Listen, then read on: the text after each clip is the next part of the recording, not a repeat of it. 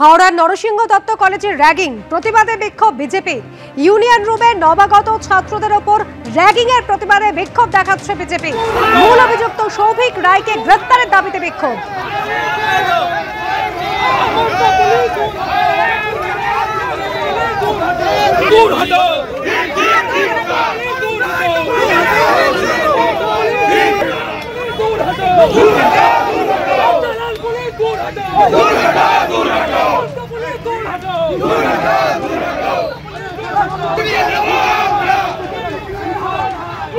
হাওড়ার নরসিংহ দত্ত কলেজের ইউনিয়ন রুমের নবাগত পড়ুয়াদের ওপর র্যাগিং এর অভিযোগ আর কসবা কাণ্ডের আবহে সেই র্যাগিং এর ছবি ফের ভাইরাল হওয়ায় তোলপাড় পড়ে যায়।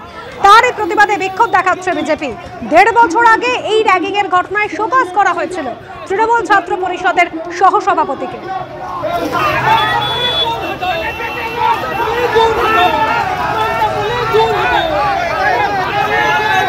সুনীতা হালদার আমাদের প্রতিনিধি রয়েছেন আমাদের সঙ্গে টেলিফোন লাইনে। সুনীতা, মূল অভিযুক্ত সৌভিক রায় তাকে গ্রেফতার করতে হবে, তার দাবিতে বিক্ষোভ দেখাচ্ছে বিজেপি। পুলিশ এসেছে ঘটনাস্থলে, বিক্ষোভ কি এখনো চলছে, কি অবস্থা?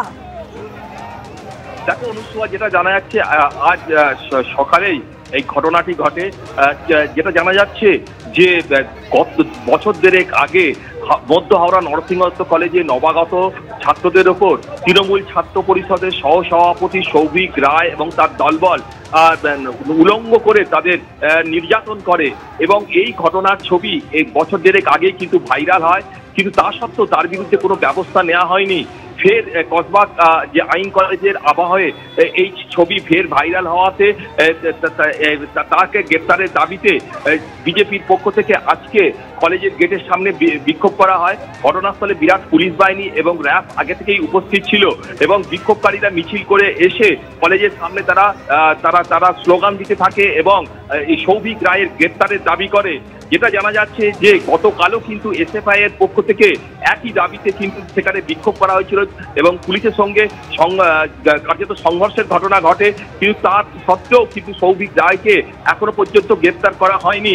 এবং যেটা জানা যাচ্ছে যে তৃণমূল ছাত্র পরিষদের পক্ষ থেকে সৌভিক রায় রাজ্যের যে সহসভাপতি তৃণমূল ছাত্র পরিষদে তাকে শোকজ করা হয়েছে, কিন্তু এখনো পর্যন্ত সে শোকজের উত্তর এখনো দেয়নি।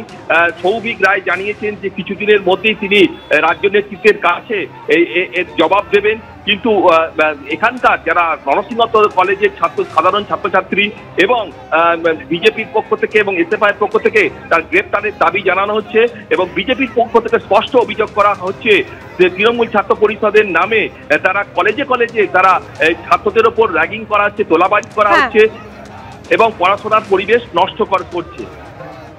ধন্যবাদ সুনীত।